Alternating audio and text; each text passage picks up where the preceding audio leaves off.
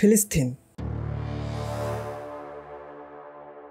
কেবল আজকের বিষয় নয়, গত 3000 বছর ধরে এই শহর দখলের যুদ্ধ চলছে। 3300 বছর আগে আল্লাহ তাআলা মুসা আলাইহিস সালামকে মিশরের ফিরআউনের দাসত্ব থেকে বনি ইসরায়েলকে মুক্ত করার নির্দেশ দিয়েছিলেন। তারপর অনেক কষ্টে তিনি ফিরআউনের থেকে অবশেষে এই গোত্রকে মুক্ত করেছিলেন, যার পর মুসা আলাইহিস সালাম এই গোত্রকে নিয়ে ফিলিস্তিনে এসেছিলেন আর আল্লাহর হুকুমে এই শহর আক্রমণ করতে বলেছিলেন। কিন্তু তখন বনি ইসরায়েলরা বললেন যে তুমি এবং তোমার রব যাও এবং যুদ্ধ করো, আমরা এই যুদ্ধে লড়ব না। যার কারণে আল্লাহ তাআলা তাদেরকে 40 বছর ধরে এই মরুভূমিতে বসবাসের শাস্তি দিয়েছিলেন, যেখানে মুসা আলাইহিস সালামের উপর আসমানি কিতাব তাওরাত নাজিল হয়েছিল। এই তাওরাতের প্রথম অধ্যায়ে দ্য বুক অফ জেনেসিসে স্পষ্টভাবে লেখা আছে, ফিলিস্তিনের এই অঞ্চল আল্লাহ তাআলা কেবল এবং কেবল ইব্রাহিম আলাইহিস সালামের সন্তানদের জন্যই রেখেছেন, যার কারণে আজ পর্যন্ত এই সমস্ত যুদ্ধ চলছে। কারণ ইহুদিরা দাবি করে যে তাওরাতের এই আয়াত অনুসারে জেরুজালেম এবং ফিলিস্তিনের উপর কেবল বনি ইসরায়েলের অধিকার রয়েছে, কারণ বনি ইসরায়েলরা ইব্রাহিম আলাইহিস সালামের সন্তান ইসহাক আলাইহিস সালামের উত্তরসূরি। তাই যুক্তিসঙ্গত হিসেবে তাদের এটি পাওয়া উচিত। প্রথমত আবার বলি, তাওরাতের মধ্যে লেখা আছে যে এই অঞ্চলটি ইব্রাহিম আলাইহিস সালামের সন্তানদের জন্য, কেবল ইসহাক আলাইহিস সালামের সন্তানদের জন্য নয়। ইব্রাহিম আলাইহিস সালামের একটি নয়, দুটি পুত্র ছিলেন, ইসহাক আলাইহিস সালাম এবং ইসমাইল আলাইহিস সালাম। ইসহাক আলাইহিস সালাম বনি ইসরায়েলদের পিতা ছিলেন, কিন্তু ইসমাইল আলাইহিস সালাম আরবদের পিতা ছিলেন, এই হিসেবে বিবেচনা করা হয়। এবং এটি কেবল আমরা নয়, এমনকি ইহুদিরাও বিশ্বাস করে। তাই তাদের বই তাওরাত অনুসারে ফিলিস্তিনের উপর কেবল বনি ইসরায়েলদের অধিকার আছে এমনটি নয়, বরং আরবদের মানে ইসমাইল আলাইহিস সালামের সন্তানদেরও অধিকার রয়েছে। মুসা আলাইহিস সালামের অধীনে 40 বছর মরুভূমিতে বসবাস করার পর অবশেষে বনি ইসরায়েলরা ইউশার নেতৃত্বে ফিলিস্তিন জয় করে। কিন্তু কয়েক বছর পর এই শহরটি আবার তাদের হাত থেকে চলে যায় এবং পরবর্তী 300 বছর বনি ইসরায়েলরা এই শহরটি পুনরুদ্ধার করতে পারেনি। কিন্তু 300 বছর পর বনি ইসরায়েল হযরত দাউদ আলাইহিস সালামের নেতৃত্বে জেরুজালেম আবার জয় করে এবং তার পুত্র সুলাইমান আলাইহিস সালাম প্রথমবারের মতো আল্লাহর ইবাদত করার জন্য এখানে একটি মসজিদ মানে একটি টেম্পল নির্মাণ করেন, যাকে বলা হয় হাইকেলে সুলাইমানি। এরপর সুলাইমান আলাইহিস সালাম ফিলিস্তিন এবং জেরুজালেম 400 বছর ধরে শাসন করেন। কিন্তু 400 বছর পর বেবিলিয়ন, বর্তমান ইরাক, একটি অত্যন্ত শক্তিশালী সাম্রাজ্যে পরিণত হয়, যার রাজা বখতে নাসর তার সাম্রাজ্য সম্প্রসারণের জন্য ফিলিস্তিনে আক্রমণ করে, জেরুজালেম ধ্বংস করে এবং এর ভেতরে হাজার হাজার ইহুদিরা শহীদ করে। তিনি সুলাইমান আলাইহিস সালামের নির্মিত টেম্পলটিও ধ্বংস করে দেন। এরপর বেঁচে থাকা ইহুদিদের দাস বানিয়ে তাদের রাজধানী বেবিলিয়ন বা ইরাকে নিয়ে যান। এরপর ইহুদিরা 70 বছর ধরে ইরাকিদের দাসত্ব করতে থাকে। কিন্তু 70 বছর পর ইরানের একজন অত্যন্ত সম্ভ্রান্ত রাজা সাইরাস দ্য গ্রেট, যাকে আমরা জুলকারনাইন নামে জানি, তিনি ইরাক আক্রমণ করেন। মহান সাইরাস ইরাক বিজয় করে বখতে নাসরের শাসন ধ্বংস করেছিলেন। তিনি সেই ইহুদিদের ফিলিস্তিনে ফেরত পাঠিয়েছিলেন এবং তাদের তহবিল দিয়েছিলেন, যাতে তারা ফিরে গিয়ে সুলাইমান আলাইহিস সালামের টেম্পল পুনর্নির্মাণ করতে পারেন। এরপর ইহুদিরা প্যালেস্টাইনে ফিরে যান এবং সেখানে সুলাইমান আলাইহিস সালামের বানানো টেম্পলটি পুনর্নির্মাণ করেন, যাকে সেকেন্ড টেম্পল বলা হয়। এরপর ইহুদিরা 400 বছর ধরে প্যালেস্টাইন শাসন করেছিলেন, কিন্তু তারপর তাদের উপর একটি সাম্রাজ্য আক্রমণ করে এবং 600 বছর ধরে সেখান থেকে সমস্ত ইহুদিদের তাড়িয়ে দেয়। তারা হলো রোমান সাম্রাজ্য। এরা ইহুদিদের এতটাই নির্যাতন করেছিল যে যা আগে কেউ কখনো করেনি। ইহুদিরা রোমান সাম্রাজ্যের বিরুদ্ধে লড়াই করার চেষ্টা করেছিল, কিন্তু রোমান সাম্রাজ্য হাজার হাজার ইহুদিকে হত্যা করেছিল এবং পরিস্থিতি এতটাই খারাপ হয়ে যায় যে ইহুদিরা রোমান সাম্রাজ্যের থেকে লুকিয়ে পাহাড়ে বসবাস করতে শুরু করে। রোমান সাম্রাজ্য প্রথমে সুলাইমান আলাইহিস সালাম এবং তারপর জুলকারনাইন দ্বারা নির্মিত বাইতুল মুকাদ্দাস ধ্বংস করে। তারপরে আজ পর্যন্ত এই টেম্পলটি আর কখনো নির্মাণ করা হয়নি। তাই বর্তমানে ইহুদিরা সেখানে থার্ড টেম্পল বানানোর চেষ্টা করছে। রোমান সাম্রাজ্য ফিলিস্তিন এবং জেরুজালেমকে 600 বছর ধরে শাসন করেছিল, কিন্তু 600 বছর পরে রোমান সাম্রাজ্য এমন একটি ভুল করেছিল যা তাদের কখনো করা উচিত ছিল না।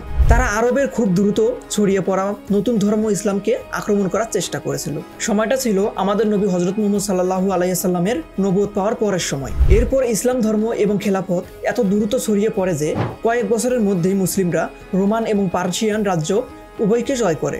এরপর হযরত উমর রাদিয়াল্লাহু তাআলা আনহু বিশ্বের সবচেয়ে শক্তিশালী রাজা হয়ে ওঠেন, যার শাসন ক্ষমতা ছিল মহান আলেকজান্ডার সাম্রাজ্যের চেয়েও অনেক বড়।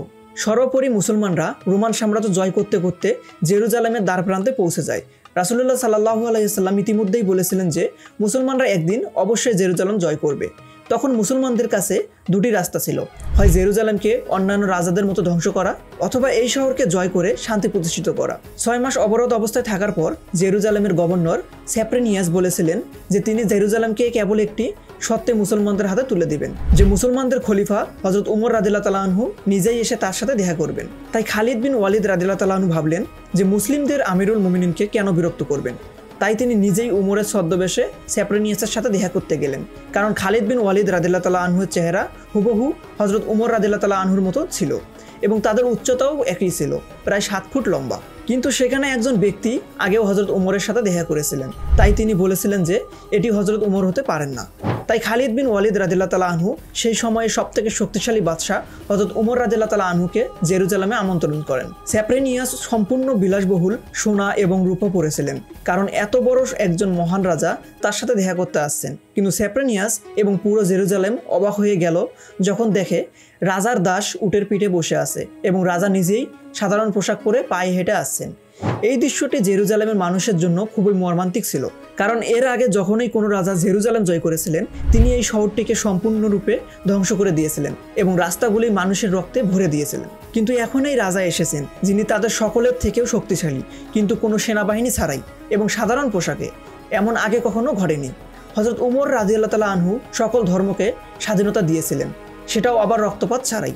সেপ্রেনিয়াস হযরত উমরের কাছে জেরুজালেম হস্তান্তর করেছিলেন, তবে তিনি একটি শর্তও রেখেছিলেন যে মুসলমানরা ইহুদিদের জেরুজালেমে আসতে দেবে না। কিন্তু হযরত উমর রাদিয়াল্লাহু তাআলা আনহু এই শর্ত মেনে নেননি, বরং ইহুদিদের বাইতুল মুকাদ্দাসে আসতে দিয়েছিলেন। এইভাবে প্রথমবারের মতো জেরুজালেম হযরত ইব্রাহিম আলাইহিস সালামের পুত্র ইসমাইল আলাইহিস সালামের উত্তরসূরিদের শাসনাধীনে আসে। এরপরে প্রায় 350 বছর ধরে মুসলিম, খ্রিস্টান এবং ইহুদিরা সম্পূর্ণ শান্তি ও সম্প্রীতির সাথে জেরুজালেমে বসবাস শুরু করে। কিন্তু 350 বছর পর খ্রিস্টানরা আবার সমগ্র ইউরোপ থেকে সেনাবাহিনী সংগ্রহ করে জেরুজালেম আক্রমণ করে। সেই সময় মুসলমানদের মধ্যে অনেক লড়াই চলছিল, যার সুযোগ নিয়ে ক্রুসেডাররা সহজে জেরুজালেম জয় করে এবং জেরুজালেম জয়ের পর তারা মুসলিম এবং ইহুদিদের উপর অবিশ্বাস্য অত্যাচার চালায় এবং হাজার হাজার মুসলিম ও ইহুদিদের শহীদ করে এবং মসজিদ ও সমাধিসৌধ ধ্বংস করে। ইতিহাসে লেখা আছে যে ক্রুসেডাররা জেরুজালেমের রাস্তাগুলো মুসলমানদের রক্তে ভরে দিয়েছিল, এমনকি মসজিদুল আকসাকে মসজিদ থেকে প্রাসাদে রূপান্তর করে। ইহুদিদের নারী ও শিশুরা তাদের জীবন বাঁচাতে নিজেদের সমাধিসৌধে বন্দী করে, কিন্তু ক্রুসেডাররা এই সমস্ত ভবনে আগুন ধরিয়ে দেয় এবং তাদের শিশু ও মহিলাদের জীবন্ত পুড়িয়ে দেয়। এই সবকিছুই খাঁটি ইতিহাসের একটি অংশ যা ইউরোপীয়রাও বিশ্বাস করে। এরপর এই ক্রুসেডাররা প্রায় 19 বছর ধরে জেরুজালেম শাসন করে। তারপর 19 বছর পর মহান মুসলিম বাদশাহ সুলতান সালাউদ্দিন আইয়ুবী সমগ্র মুসলিম বিশ্বের একটি সেনাবাহিনী একত্রিত করে এবং খ্রিস্টানদের কাছ থেকে জেরুজালেম ফিরিয়ে নেন।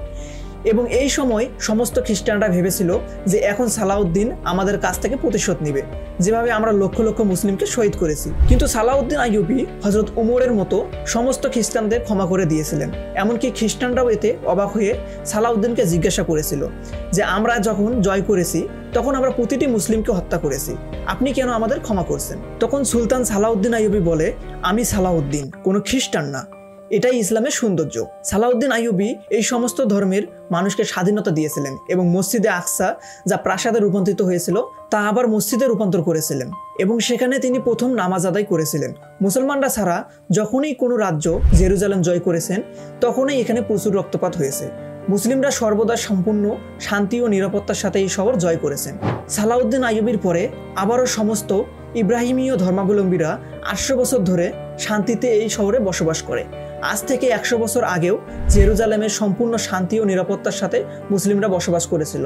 যখন অটোমান সাম্রাজ্য জেরুজালেমের উপর রাজত্ব করছিল তখন প্রথম বিশ্বযুদ্ধের পর আরবরা ব্রিটিশদের সহায়তায় অটোমান খিলাফতের চিরতরে অবসান ঘটায়।